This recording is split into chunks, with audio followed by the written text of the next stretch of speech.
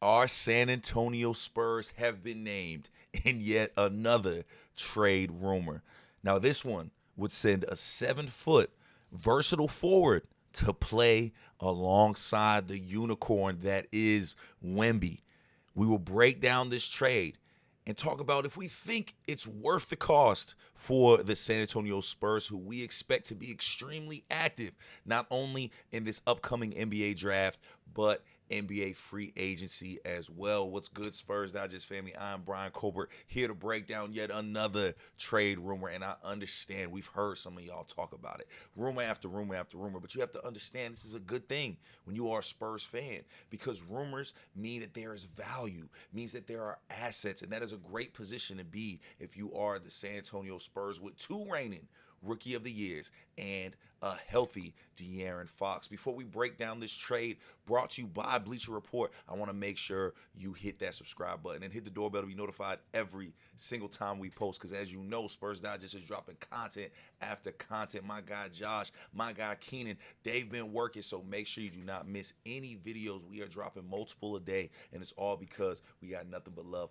for our Spurs Digest family. Now, get right into it again, because the Bleacher Report had dropped landing spots for Lauri Markkanen. Yes, the 7-footer out of Utah, the forward out of Utah. He is expected to be on the move for many reasons, but the main reason I have to believe is his paycheck. That boy is getting paid. He signed an extension, I believe, in 2024, and now he should be somewhere else this coming off season. So they had a number of teams. They had the Heat possibly, the Lakers possibly, Denver even, and Detroit. But the Spurs were one of those teams on the list of teams that could possibly be suitors for a guy like Lauri Markkanen. And we understand, right? We definitely understand the assets that the Spurs have that make you say, you know what, they're going to want to add another star to the mix that they got going on. Right now, you believe it's Castle,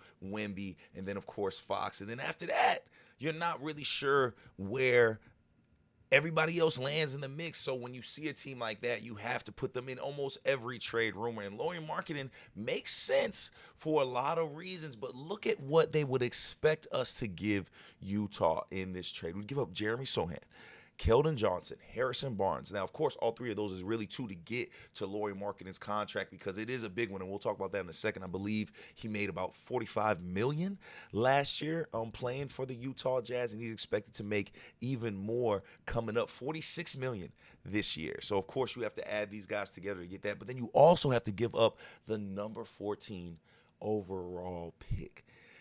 Now, ladies and gentlemen, this is a haul. This is a haul for just one guy. And one guy, honestly, I don't even know if we can put into the star category. I mean, he's had strong seasons since being in the NBA, averaging 19 points last season for the Utah Jazz, almost 6 rebounds.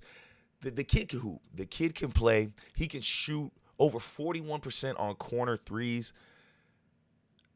57% of his shots are three-pointers. Like, I get it. You see that. And then you see the length at 7 foot, and you say, oh, my gosh, get this guy on this team. But at what cost, Spurs Digest family? At what cost? Because, again, we talk about this man's contract. He is set to make over $46 million this coming season. That'll be a cap hit of $46 million. Then his last season will end up being over $53 million. He still has 3 years left, including this year, on that deal. And when you look at those numbers, you say, okay, is that worth bringing him in when you know you're going to have to pay Fox? You're eventually going to have to pay these other young guys, right? Like, I don't know if you want too much money on your books. Yes, you get Keldon Johnson's contract out the way. Yes, you get out of having to give Jeremy Sochan an extension with this trade, Harrison Barnes' contract. But again, is it worth it? Does Lauri and his skill set, because I do think his skill set fits. I don't want that to get lost in this. I think his skill set does fit. But does he make the Spurs a championship contender? Does he make them a championship favorite?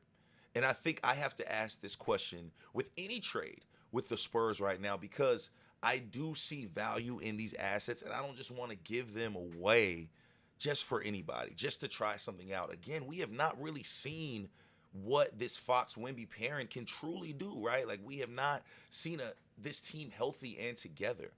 Now you give Fox the reins. You allow Stephon Castle to start as well. Where does Dev fit in that? Where does Jeremy Sochan fit in that? How does Wemby look when he comes healthy? These are things that still need to be answered. So I don't want to see the Spurs jump the gun, especially not give up a first-round pick for that. Now, if they take away that number 14 pick, because again, I think that we can use that number 14 pick in different ways to either add a big, because yes, Lauri Markkanen is 7 foot, but that doesn't scratch the big itch, right? Like, you're going to need a center. You're going to need a center. Lauri Markkanen is great on the offensive end, but he's not the 7-footer defensive prowess type cat that you would expect from a guy his size, right? So you're going to bring Markkanen in, and you're still going to need to add size. You're still going to need to add players to the mix of this, right? Like, I think it's locked in that Dylan Harper is going number 2 for the San Antonio Spurs. But then after that, how do you build around those guys? Because now all of a sudden you have 4 guys now that you're choosing to build around. Like, you don't take a guy number 2 and not expect to be building around him like you're building around Castle, like you're building around Wemby. So again, Lauri Markkanen, a tough dude, man. He can hoop. He passes well. He shoots. Again, he has that length and size. He's versatile because he really can play the 3 through 5 when needed. But I just don't know if I want to spend $46 million on him. I don't know if he moves the needle enough for the San Antonio Spurs and what they need to do. Do I think he makes them a playoff contender? Of course. But I'm looking at this team right now and still feeling like they are a playoff contender before they even get to the NBA draft. And that's not cap. Like, I truly feel like they are on the verge of being in the playoffs. And honestly, again, I think fully healthy, they make the playoffs, and it's not even a question, even with this roster right now. But again, we do expect moves to be made. I do want to see moves to be made because I do think 1 or 2 moves away from really being scary in the West. We saw how the playoffs turned out this year. We saw how the West looked. Seems to be up for grabs outside of OKC. Like, it seems to be room for a new wave of teams to come in and these young guys to come. You saw what Houston did. San Antonio can very well get themselves in the playoffs, but actually have that defensive side that helps you win those games. Because to me, when you have Wemby, you're the scariest defensive team on the court all the time. So now you start adding, chemistry and health and making a couple moves. I think that the Spurs are just right there, but I just don't know if Lauri does that. I don't know if I want to tie up money like that, especially when Fox is due for a contract. Let us know what y'all think. What do you think about this? Would you want to add a guy like Lauri? Like, does his shooting an offensive game add enough to where you'll figure out the money piece later, which we've seen teams do, right? Like, hey, let's just add this value. We'll figure out the rest later. Like, do you feel that that was too much to give up? Do you feel like that was fine? Like, would you be fine with giving up that package, giving up a first-round pick? Granted, it's the 14th pick and not the number 2.